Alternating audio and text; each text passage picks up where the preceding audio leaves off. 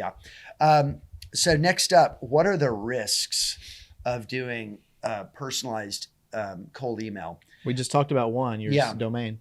We talked about one big one, the domain. If you're sending and you're not thoughtful in how you structure your content, your appeal, you're going to find that this is going to do more damage to you than good. A really good cold email is going to be a sequence of, I think, 3 to 5 emails. A lot of people say 5 to 10, and I think sometimes that can be too many. If you're targeting really well. 5 to 10 is when you haven't targeted well and you just want to make sure you kind of catch everybody you can.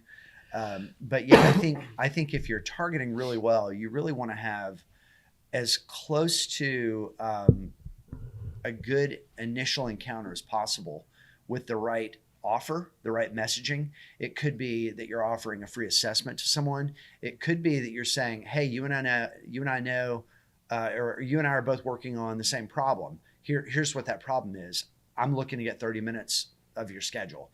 Mm-hmm. It has to be something this is a weird word, but intimate. Using someone's name in the way you address them is fine, but be careful because GoEps is named after it uses my middle name, Epps. On my LinkedIn profile, I am Michael Epps as my first name. I did that just to tuck my middle name in there in the full name. Well, anytime I get LinkedIn prospecting, it's, hey, Michael Epps, like it's my first name. So clean your data, read it, think about it. If someone uses, for example, all lowercase in their name on a platform or a list, and you suck that in and you don't clean it up, they can tell right where you came from. And it's very off-putting. Another thing is how you frame up, and we talked about this in our pre-show, but how you frame up the ability to opt out. I would really avoid in a cold email series giving people the ability to unsubscribe. They didn't subscribe to anything. Marketing is about establishing trust.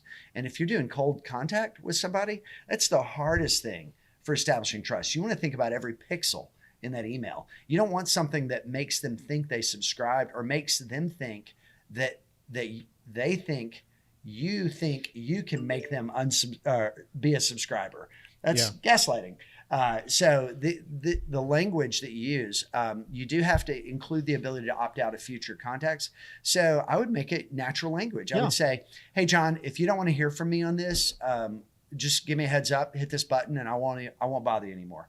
Yeah. That kind of natural language, I think, works really well. That's admitting to them, hey, I got your list from somebody else. I know I wasn't invited. So if you don't want me in your house, like, dude, just show me the door. No worries. It's your house. It's your house. Like, I think when big corporate entities are too scripted and too fake and use too many hand gestures and have a robotic delivery, it comes off as very sort of forced. Well, you can do that in email too. You can say, hey, if you go too far with, hey, John, I was just spending time on your website. I fell in love with your story about whatever.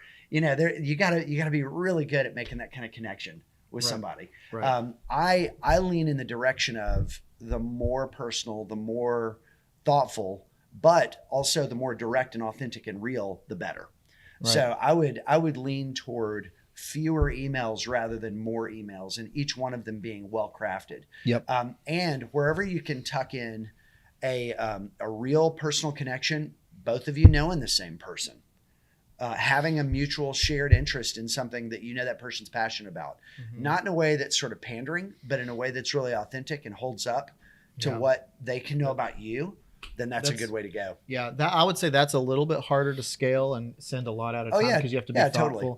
So that would be like for lists of under 100, you could really take the time with each one for high value targets and say, hey, I noticed you went to UT back in 84. I graduated in 90. Really make it personal like that. Yeah. But there are other ways you can do.